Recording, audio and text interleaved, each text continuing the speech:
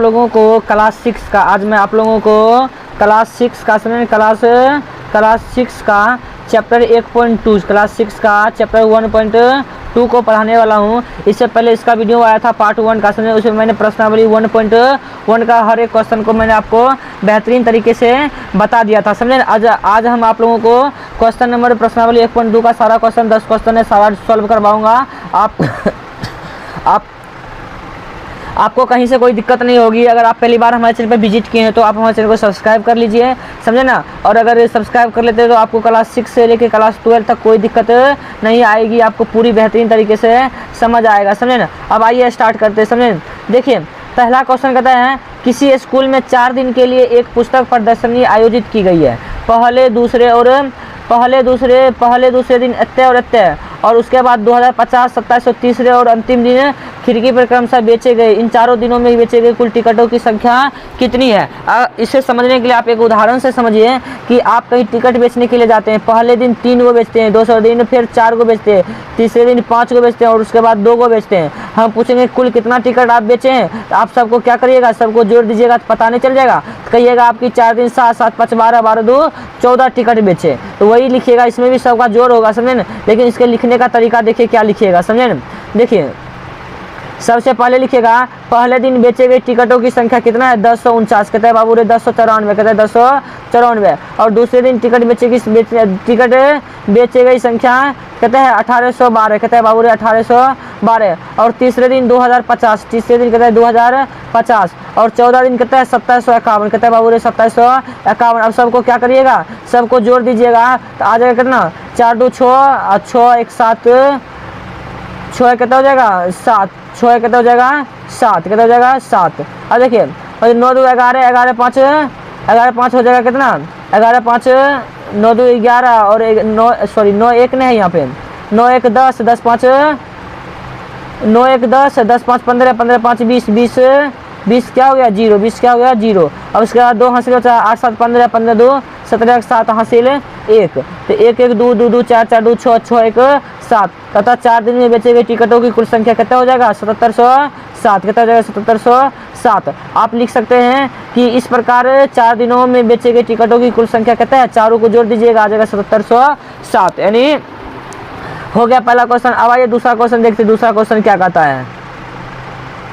देखिए दूसरा क्वेश्चन कहता है कि शेखर एक प्रसिद्ध क्रिकेटर खिलाड़ी है। वह टेस्ट मैचों में अब तक 6980 रन बना चुका है। वह 10,000 रन पूरा करना चाहता है तो वो कितने रनों की आवश्यकता होगी। जैसे मान लीजिए कि आप कोई क्रिकेट मैच खेले, उसमें आपको 100 रन बनाना चाहते हैं, अभी आपने 90 रन बना दिए, तो आप कितना रन और बनाइएगा कि शतक आपका पूरा हो जाएगा। तो 100 से 90 घटा दीजिएगा, 10 नहीं बचेगा। तो ठीक उसी तरह लिखिएगा शेखर द्वारा अब तक बनाए गए रनों की संख्या कितना है 6980, और वो 10,000 रन पूरा करना चाहता है। अब यानी अब देखिए क्या करिएगा, अब करिएगा कि करिएगा 10,000 माइनस कर दीजिएगा 6980, तो आ जाएगा 3020, कितना आ जाएगा 3020। हमको विश्वास है कि आप लोग को सब्ट्रैक्शन यानी घटाव तो आता होगा समझे ना, तभी आप छठा पढ़ रहे हैं समझे ना। अब देखिए आगे देखते हैं आगे क्या होता है।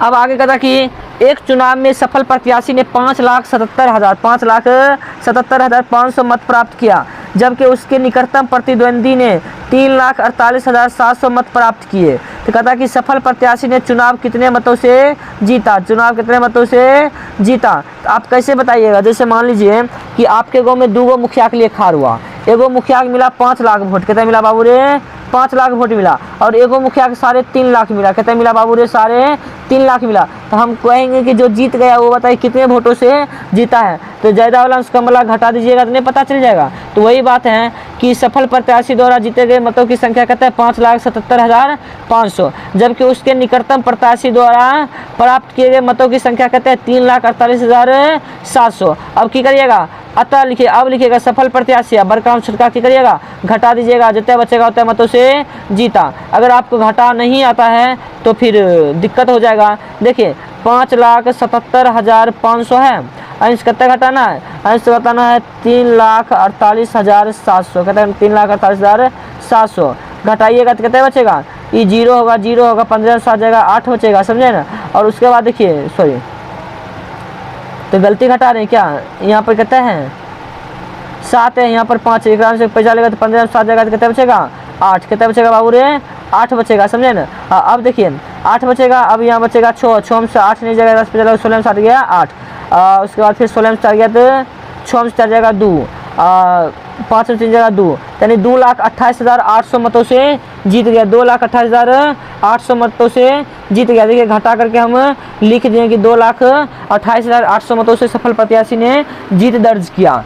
अब देखिए कहता है कि कीर्ति बुक स्टोर पर, समझे, कीर्ति बुक स्टोर ने जून के प्रथम सप्ताह में 2,85,891 रुपये की पुस्तकों बेची। इसी माह के दूसरे सप्ताह में 4,768 रुपये मूल्य की पुस्तक बेची। कहता दोनों सप्ताह में कुल मिलाकर कितनी बिक्री की। पहला सप्ताह इतने बेचा, दूसरा सप्ताह इतने बेचा, तो दोनों को जोड़ दीजिएगा तो पता चल जाएगा। तो आप इसको भाषा के रूप में लिखिएगा कि जून के प्रथम सप्ताह में पुस्तकों की बेची गई मूल्य बराबर 2,85,891 और जून के दूसरे सप्ताह में बेची गई पुस्तकों की संख्या 4,768। तो अब दोनों सप्ताह में कुल मिलाकर दोनों की करिएगा जोड़ दीजिएगा, उतने रुपये की बिक्री हुई, उतने बिक्री हुई। और कहता कि कितना अधिक हुआ और कितना अधिक हुआ, तो इसको जोड़िएगा तो आ जाएगा कितना। जोड़ने के बाद देखिए जोड़ते हैं, जोड़ने के बाद कितना आता है देखिए ध्यान से देखिएगा। कहता है 2,85,891 और इन्हें नीचे कितना है 4,00,000 और 768। इसको जोड़ते हैं तो 8 1 9 9 6 15 5 8 7 15 16 6 6 हो जाएगा 8 हो जाएगा 6, यानी 6,86,659 रुपये को बेच दिया। लेकिन कितने अधिक बेचा, कितने अधिक बेचा दोनों सप्ताह की तुलना में। तो आप की करिएगा बड़का में छोटका घटा दीजिएगा, बड़का छोटका में की करिएगा घटा दीजिएगा, आपको पता चल जाएगा कि कितने बचा। घटबेल आपको आता है, हम आशा करते हैं। जैसे देखिए 4,00,000,076 800 से घटाना है 2,85,891, 891 घटाना है तो 8 में से 1 जाएगा 7 बचेगा, 16 में से 9 जाएगा 7 बचेगा और 14 में से 8 जाएगा 6 बचेगा, 9 में से 5 जाएगा 9 में से 5 जाएगा 4 बचेगा और 9 में से 8 जाएगा 1 बचेगा, यहाँ 1 बचेगा, यानी 1,14,677 रुपया अधिक बेचा। समझे ना। अब आइए आगे क्या कहता है 5 नंबर क्वेश्चन है। देखिए कहता है कि 6, 2, 7, 4 और 3 में से प्रत्येक का केवल एक बार प्रयोग करते हुए बनाई जा सकने वाली सबसे बड़ी और सबसे छोटी संख्या लिखिए तो उनका अंतर लिखिए। देखिए सबसे बड़ी संख्या लिखने का मतलब होता है पहले सबसे बड़ा लिखिए, उसके बाद छोटा, उसके बाद छोटा, उसके बाद छोटा लिखते जाइए, वो बड़ी संख्या हो जाएगा। और सबसे छोटा लिखना है तो सबसे पहले सबसे छोटा लिखिए, तब वही बड़ा, तब वही बड़ा, तब वही बड़ा। देखिए ये जो कहता है तो इसमें सबसे पहले 7 हो जाएगा, सबसे बड़ी संख्या क्या हो जाएगा 7 6 4 3 2 और सबसे छोटी हो जाएगा, इसी को पलट दीजिए 2 3 4 6 7। दोनों का अंतर पूछेगा, दोनों में से घटा दीजिएगा और सबसे बड़ी संख्या पूछेगा कि सबसे और बड़ी और सबसे छोटी संख्या का अंतर कितना है तो घटा के लिख दीजिएगा, घटा के करिएगा लिख दीजिएगा अंतर कितना है, बड़का छोटा घटा दीजिएगा, अंतर पता चल जाएगा। बड़ी संख्या जान गए, छोटी संख्या जान गए, दोनों का अंतर जान गए। अब आइए अब 6 नंबर क्वेश्चन देखते हैं। कितने नंबर क्वेश्चन देखते हैं बाबू रे? 6 नंबर क्वेश्चन देखते हैं। 6 नंबर क्वेश्चन क्या कहता है? कहता है कि एक मशीन औसतन एक दिन में 2,825 पेंच बनाती है। जनवरी 2006 में उसी मशीन ने कितने पेंच बनाएगी? देखिए जनवरी में होता है ना 31वां महीना लगता है, जनवरी में 31वां महीना लगता है। जब एक दिन में इतना पेंच बनाती है, 31 दिन में कितना पेंच बनाएगी तो गुना हो जाएगा, क्योंकि आप एक दिन में मान लीजिए कि 5 को पेंच बनाती है तो 4 दिन में कितना बनाइएगा 20 बनाइएगा, गुणन करते हैं तो ठीक उसी प्रकार गुना कर दीजिएगा। इसको लिखिएगा हल, कहिएगा कि एक दिन में एक मशीन औसतन 2825 पेंच बनाती है और जनवरी माह में 31 दिन होता है। जनवरी माह में कितना दिन होता है? 31 दिन। अतः 2006 में एक मशीन 31 दिन पेंच बनाएगी और जब 31 दिन पेंच बनाएगी तो 31 क्या हो जाएगा गुना, जब 31 से गुना हो जाएगा तो 87,575। 3 अंक बाद कॉमा आता है ना, हम फर्स्ट वीडियो में बता दिए 87,575। पीछे से 3 अंक बाद कॉमा लगता है, उसके बाद 2 अंक बाद क्या लग जाता है? कॉमा लग जाता है। तो लिख दीजिएगा अतः जनवरी में मशीन 2006 में 87,575 पेंच बनाती है। अब आइए अगला क्वेश्चन देखते हैं।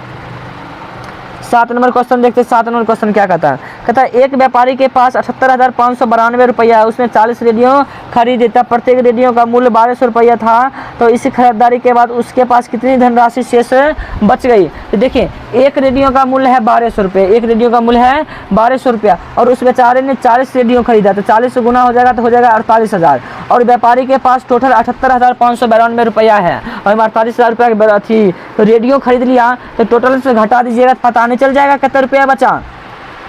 तो अब लिखिएगा, अब 40 रेडियो खरीदने के बाद व्यापारी के पास 78,000 में 47,000 चल जाएगा, 30,592 रुपया बचेगा। तो ये चैप्टर यहीं खत्म नहीं होता है। अब आगे 8 नंबर क्वेश्चन देखते हैं। हमको लगा इतने क्वेश्चन, और क्वेश्चन है, देखिए कहता है कि एक विद्यार्थी ने 7236 गुने 56 में 56 के स्थान पे 65 से गुना कर दिया, उसका उत्तर सही उत्तर से कितना अधिक था। संकेत दोनों का गुना करना आवश्यक नहीं है, लेकिन गुना कर सकते हैं जानकारी के लिए।